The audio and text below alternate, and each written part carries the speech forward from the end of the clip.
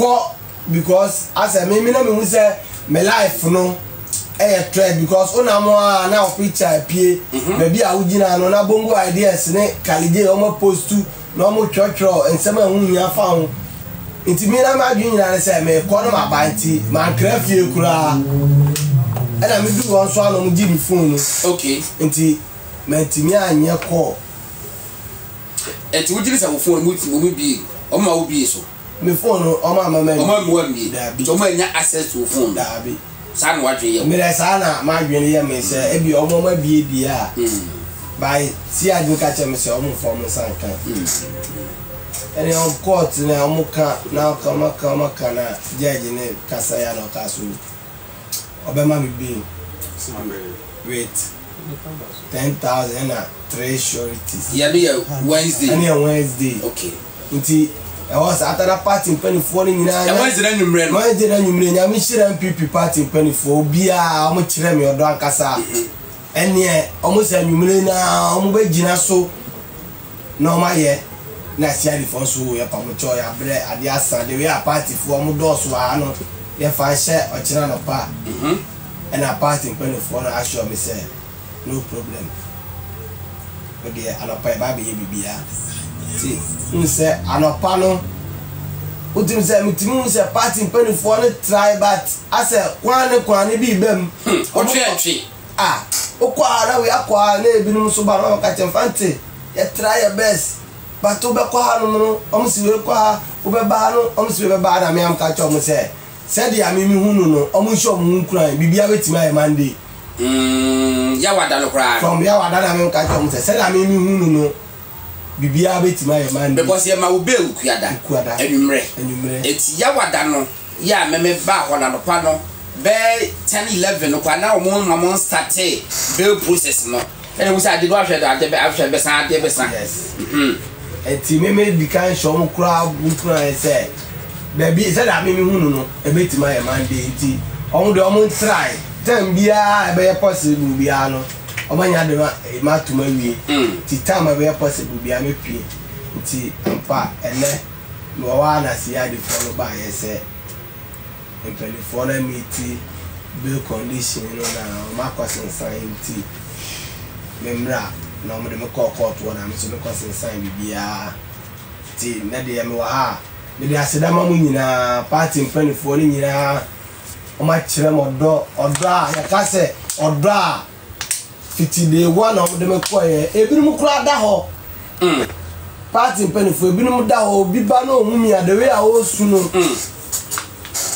in fact ya mi shiro mu nyina me na le tie se I think say Friday no minority leader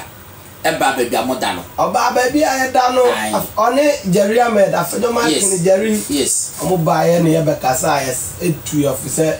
politics ni de sa na te enne na yesu a ewo mu a ochina ye be sere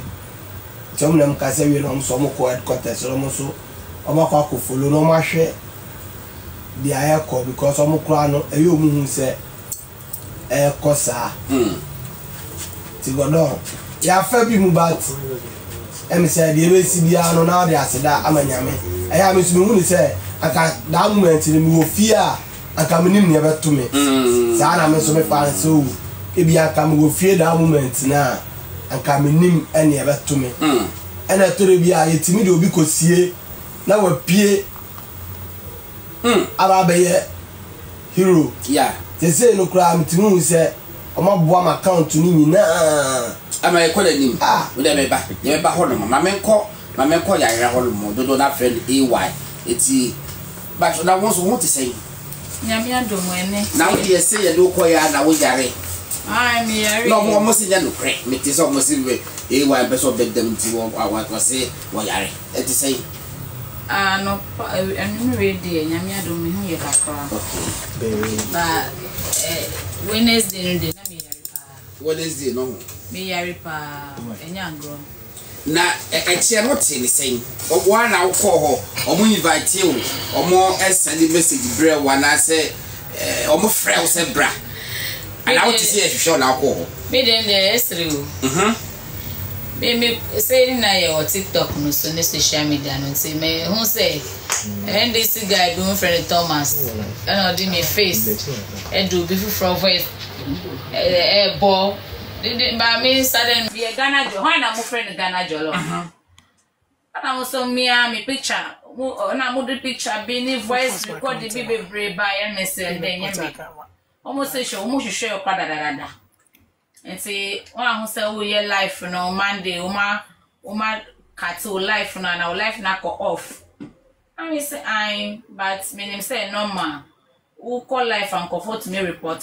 normal your life normal start the amount also mo say pastor one invite me so who share me and say me join me na be man also be me so me ka hun dey say yes I na call invitation or the be mommy and I say oba me feel no abechi me ho but I dey lo mu ehu sa na mu dzahin mu ko ja ye very sefanti no say na ya call them ho o mu na mu call them o banam zo mo hwehwe wo na me nem so mo hwehwe me enti ye na ya call do ho no mu no ne say me so me ka hu bi mo say Ghana jollof abedu ha de wo so ka hu and as we ne Ghana jollof me say nye me na me di Ira Abiu me TikTok name the AY asa o TikTok name the AY aye okay enti enye me na me Ghana jollof na mo bo odo bi kire me na me say papa me ntihwi papa me egbe ni me twi na America no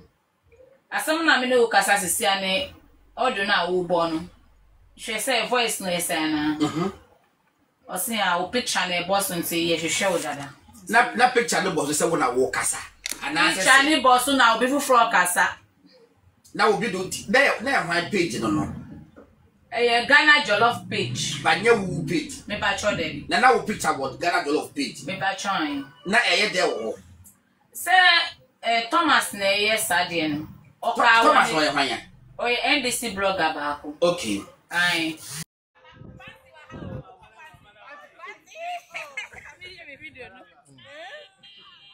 Fancy,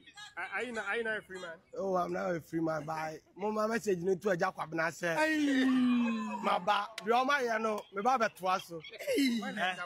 UTV a Jacob na. Not of Fadras Kumasi no ba Accra. Na mo asia ko ton. Me sa wo ko ton kwa mo be hu. wo ka shen say ya babo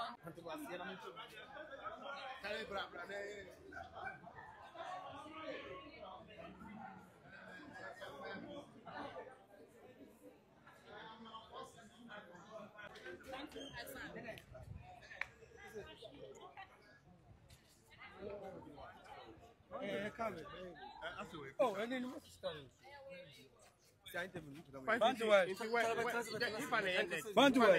Next. Is that more going? Okay.